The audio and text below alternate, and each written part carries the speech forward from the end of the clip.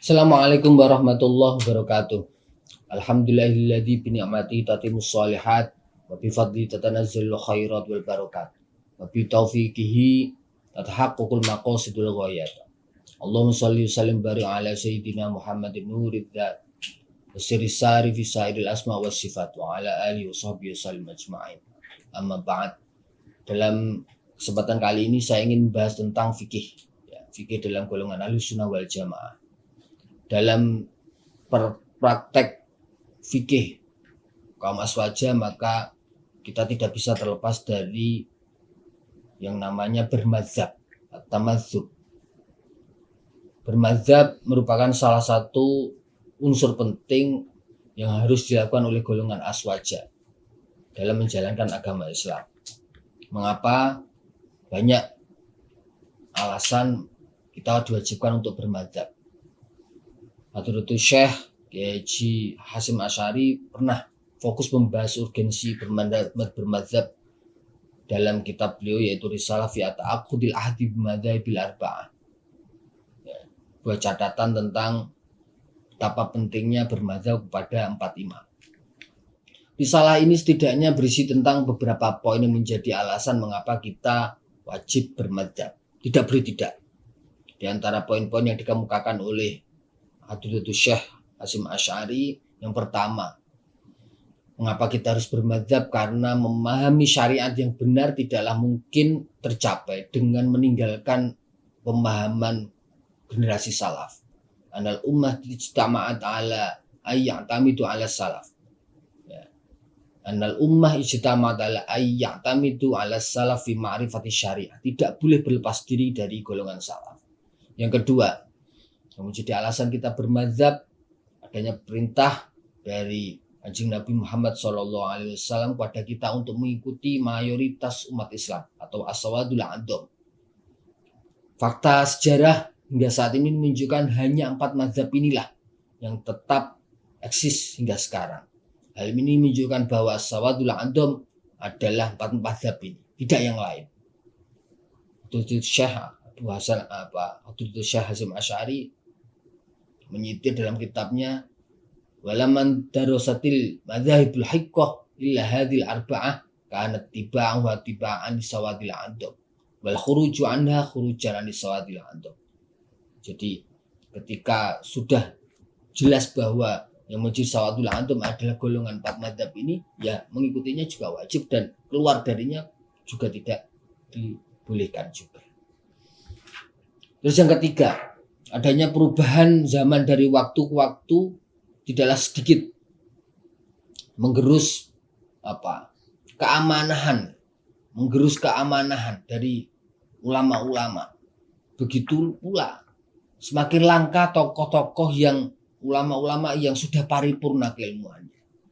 Sehingga jarang sekali ditemukan ulama yang memenuhi kriteria sebagai seorang mujtahid. Oleh karena itu, hal ini menjadi alasan kuat untuk merujuk kembali kepada 4 mazhab. Sebagai penutup dari sebuah risalah itu, dalam risalah yang disampaikan oleh Hadratus Syekh Hasyim Asy'ari itu, beliau mengingatkan kewajiban bagi kita untuk bertaklid. Wajib bagi seorang aswaja untuk bertaklid kepada siapapun yang tidak memiliki kapasitas sebagai mujtahid. La yajuzu taqlidu ghairil a'immatil arba'ah. Ya, tidak boleh taklid kepada selain 4 imam, itu tidak boleh. Bermadzhab kepada selain 4 mazhab ini bisa menjadi bahaya. Karena apa? Bi'adami thiqah bisa binisbatiha, karena tidak adanya kepercayaan di dalam alirannya. Tidak ada sanad-sanad yang bisa dipercaya. Tidak ada kitab-kitab yang bisa buat rujukan dengan tepat. Hanya 4 mazhab ini saja yang bisa memiliki kodifikasi kitab secara jelas. Berpegang kepada 4 mazhab ini tidak lantas menjadikan kita kemudian masuk ke era jumud, tidak. Stagnan, tidak berkembang, tidak demikian. Mengapa? Karena seluruh imam 4 mazhab ini juga meninggalkan mekanisme beristihad. Ya. Berarti jika kita bermadzhab maka kita mengikuti apa? Maka kita masuk ke era Jumhur. Tidak. Empat mazhab ini juga kemudian meninggalkan metode berijtihad dikala dijumpai permasalahan tidak dijumpai status hukumnya. Jadi saya ingin tegaskan dalam kesempatan kali ini bahwa bermadzhab bukanlah penghalang. Bermadzhab itu bukanlah penghalang untuk apa? Memasuki era baru. Untuk menjawab sebuah perubahan yang selalu terjadi di dunia ini. Justru sebaliknya, dengan bermadzhab ini kita bisa menjawab segala problematika perubahan zaman tanpa meninggalkan keharusan mengikuti salafun sholih dalam menjalankan syariat Islam. Beberapa faktor yang menyebabkan mengapa empat mazhab ini yang bisa pegang. Pertama, pendapat empat mazhab ini saja yang bisa dikumpulkan dan dibukukan, baik oleh imam mazhabnya maupun oleh muridnya. Yang kedua, adanya para murid atau pengikut yang berusaha menyebarluaskan pendapat imam-imam mazhab mereka. Yang ketiga, para murid dari keempat imam mazhab ini memiliki kedudukan terhormat dalam sebuah kehidupan bermasyarakat, sehingga pada saat itu ajaran-ajaran imam mazhab mereka bisa berkembang. Terus yang terakhir, adanya kecenderungan mayoritas ulama untuk menyarankan agar keputusan yang diambil oleh para hakim berasal dari sebuah mazhab. Mengapa? Hal ini untuk menjaga supaya hakim-hakim tersebut tidak terikutkan atas hawa nafsu semata. Empat mazhab itu kita kenal kemudian dengan golongan mazhab Hanafi, mazhab Maliki, mazhab Syafi'i, dan mazhab Hambali. Pertama tentang mazhab Hanafi. Mazhab ini dipimpin oleh Imam Abu Hanifah yang bernama Abu Hanifah An-Nu'man bin Thabit. Beliau golongan termasuk keturunan Persia. Beliau lahir di Kufah pada tahun sekitar akhir tahun 700 Masehi. Beliau wafat di pertengahan tahun 700-an Masehi. Ia pada saat itu lahir di sebuah lingkungan sosiopolitik antara masa Umayyah, transisi antara masa Umayyah dan masa Abbasiyah, sehingga beliau satu-satunya imam mazhab yang pernah hidup di dua dinasti. Mazhab Hanafi adalah nisbah dari imamnya, yaitu namanya Abu Hanifah. Jadi mazhab Hanafi adalah kumpulan dari pendapat yang berasal dari Imam Abu Hanifah sendiri dan murid-muridnya. Yang menjadi ciri khas dari mazhab Abu Hanifah di sini adalah adanya rumusan-rumusan metode ijtihad yang sering digunakan oleh ulama Irak. Karena jauh dari Makkah, sehingga mereka dalam berijtihad itu sering menggunakan akal. Maka wajar jika kemudian mazhab ini dikenal dengan Ahlur Ra'yi. Mazhab Abu Hanifah ini banyak tumbuh di Kufah, di Irak. Kemudian tersebar ke berbagai negara Islam dan sekarang menjadi mazhab resmi dari negara Mesir, Turki, Syria, Lebanon. Banyak pula negara di daerah Asia Selatan seperti Afghanistan, Pakistan, India, bahkan Tiongkok itu bermazhab Hanafi. Yang menjadi ciri khas dari mazhab Hanafi adalah sumber hukum Islam. Yang dipakai itu ada 6. Kalau di Asy-Syafi'i itu ada 4 Quran, Sunnah, Ijma' dan Qiyas. Kalau di mazhab Abu Hanifah itu ada 6. Yang pertama Al-Quran. Yang kedua Sunnah. Yang menjadi ciri khas dari Abu Hanifah ini dalam Sunnah itu yang beliau menerima hadis ahad sebagai sumber rujukan. Beliau menerima hadis ahad dengan syarat perawinya itu tidak melakukan satupun tindakan yang bertentangan dengan hadis yang ia riwayatkan sendiri. Beliau menerima hadis ahad. Pun pula hadis ahad yang diriwayatkan itu tidak bertentangan dengan qiyas dan perawinya faqih.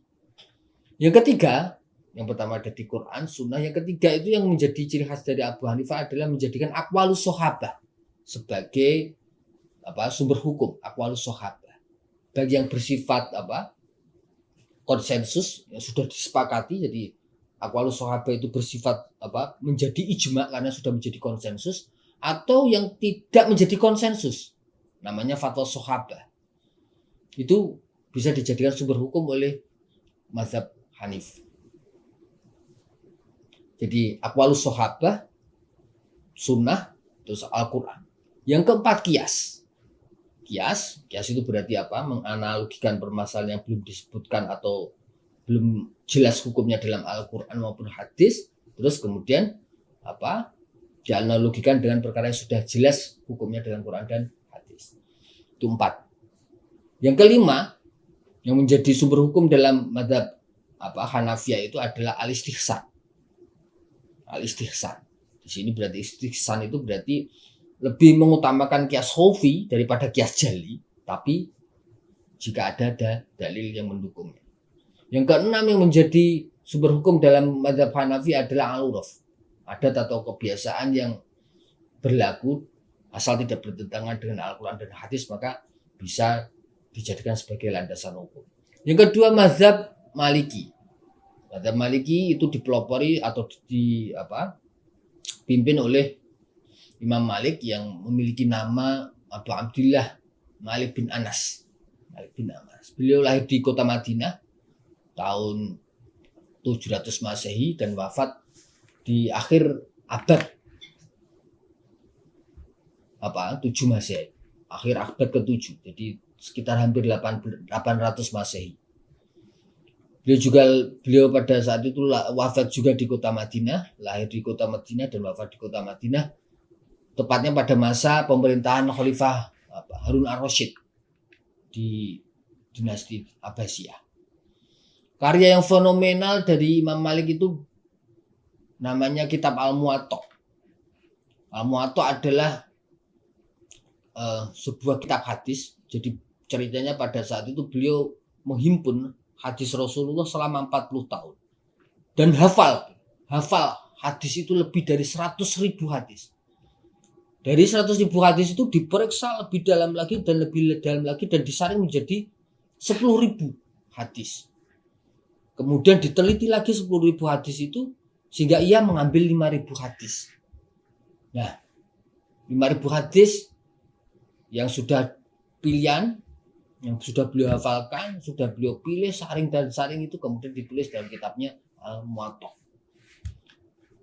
Mazhab Maliki ini tersebar hingga otomatis di kota Madinah sendiri sebagai pusatnya, kemudian tersebar sampai saat ini hingga Maroko, Aljazair, Tunisia, Libya, bahkan Kuwait. Yang menjadi ciri khas sumber hukum dari mazhab Maliki itu mazhab yang memiliki sumber hukum paling banyak. Kalau tadi mazhab Hanafi ada 6. Kalau mazhab Maliki ini banyak sekali. Yang pertama Quran, yang kedua sunnah, yang ketiga adalah ijma'us sahabah, sama seperti Syafi'iyah, sama seperti Hanafiyah, sama seperti Hambaliyah, ijma'us sahabah. Yang keempat yang membedakan adalah ijma' ahlul Madinah. Ijma' ahlul Madinah, konsensus penduduk Madinah atau amal yang sering dilakukan oleh ahlul Madinah. Itu menjadi sumber hukum bagi golongan Maliki. Asal konsensus penduduk Madinah itu dilakukan sebelum terbunuhnya Sayyidina Utsman bin Affan. Karena masih terpercaya, belum tercampur oleh politik. Jadi jika ada ketetapan hukum yang dipegang oleh ahlul Madinah, disepakati oleh Madinah, berarti itu dapat menjadi sumber hukum bagi mazhab Maliki. Yang kelima, yang menjadi sumber hukum bagi golongan Maliki, mazhab Maliki adalah fatwa sahabat, sama seperti mazhab Hanafi tadi. Jadi pendapat para sahabat dan fatwa dari para sahabat besar itu bisa dijadikan sebagai sumber hukum. Yang keenam sama dengan mazhab yang lain al-qiyas. Yang ketujuh yaitu maslahah mursalah. Maslahah mursalah adalah kemaslahatan yang tidak disebutkan dalam Quran dan hadis tetapi tidak bertentangan. Itu juga bisa dijadikan sumber hukum. Yang ke-9 satu daro'i, terus al-istishab, terus syar'u man qablana dan istihsan. Ada 11 sumber hukum yang bisa dijadikan sumber hukum oleh golongan mazhab Maliki. Yang ketiga yaitu mazhab Syafi'i yang kita pegang. Beliau mazhab Syafi'i dipelopori oleh Imam Syafi'i yang memiliki nama Abu Abdillah Muhammad bin Idris bin Abbas bin Utsman bin Syafi'i al-Quraisy. Beliau lahir di tanah Gaza. Imam Syafi'i lahir di tanah Gaza tahun 150 Hijriah atau sekitar tahun 770-an Masehi. Terus kemudian beliau wafat di Kairo di Mesir sana tahun 204 Hijriah. Beliau sejak kecil terkenal sudah sangat cerdas, mampu menghafal Quran itu secara penuh di umur 7 tahun, bahkan di umur 13 tahun ini mampu menghafal seluruh kitab muwatta'nya Imam Maliki, 5.000 hadis di umur 13 tahun. Perjalanan akademisnya dimulai ketika ia kemudian dari Gaza itu pergi ke Baghdad ya, dan menetap di sana 2 tahun. Setelah 2 tahun itu kemudian dia kembali lagi ke Makkah. Setelah kembali dari Baghdad, beliau kembali lagi ke Makkah itu setelah menetap di sana beberapa bulan, kemudian beliau pergi lagi ke Mesir. Di Kairo sana menetap hingga beliau wafat. Yang sering menjadi karya yang fenomenal yang menjadi rujukan sampai sekarang yaitu kitab Ar-Risalah ya, sebagai kitab Ar-Risalah, kitab ushul fikih pertama. Terus ada Qaul Qadim dan Qaul Jadid. Kalau Qaul Qadim itu berarti pendapat beliau saat di Baghdad, dan Qaul Jadid adalah pendapat beliau saat dicetuskan di Kairo. Untuk wilayah penyebaran Syafi'i, mazhab Syafi'i itu sekarang berada di Asia Tenggara otomatis, Libya, Mesir, Palestina, Yordan, Irak, Hijaz dan seterusnya. Sumber hukum Islam yang menjadi sumber istinbat hukum dalam mazhab Syafi'i ada 4, Quran, Sunnah, Ijma' dan Qiyas. Yang perlu kita ketahui dari sini bahwa dalam mazhab Syafi'i beliau juga menerima hadis ahad.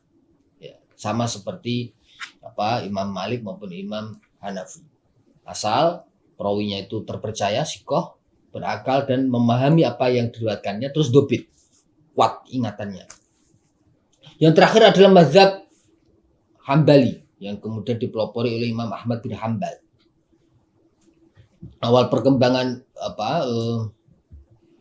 mazhab ini pertama berada di Baghdad ya, dalam waktu yang sangat lama. Tetapi pada abad ke-20 ini mazhab Hambali berkembang terutama pada masa pemerintahan Raja Abdul Aziz Saudiyah di Makkah sana. Itu bahkan sekarang menjadi mazhab resmi pemerintah Saudi Arabia, sehingga wajar jika kemudian banyak penganut mazhab Hambali itu tersebar di Jazirah Arab, di Qatar, di Palestina, di Syria maupun di Irak. Beliau memiliki nama lengkap Ahmad bin Hanbal bin Hilal Asy-Syaibani. Ya kemudian lahir itu sekitar di akhir tahun 200 Hijriah itu. Terus wafat di kota Baghdad pula. Imam Ahmad bin Hanbal adalah salah satu ulama yang paling sering mengunjungi negara-negara lain untuk menuntut ilmu. Banyak rihlah keilmuan beliau itu di Syria, di Hijaz, di Yaman. Wajar jika kemudian beliau dapat menghimpun kalau Imam Maliki tadi 100.000 hadis. Kalau Imam Hanafi itu bahkan mampu menghimpun 40.000 hadis dalam kitab musnadnya. Makanya karya fenomenal beliau yaitu kitab musnad Imam Ahmad. Terus mengenai sumber hukum Islam yang menjadi ciri khas dari Imam mazhab Hanafi adalah Al-Quran, Sunnah, ya, sama dengan golongan yang lain. Yang ketiga yaitu fatwa sebagian sahabat.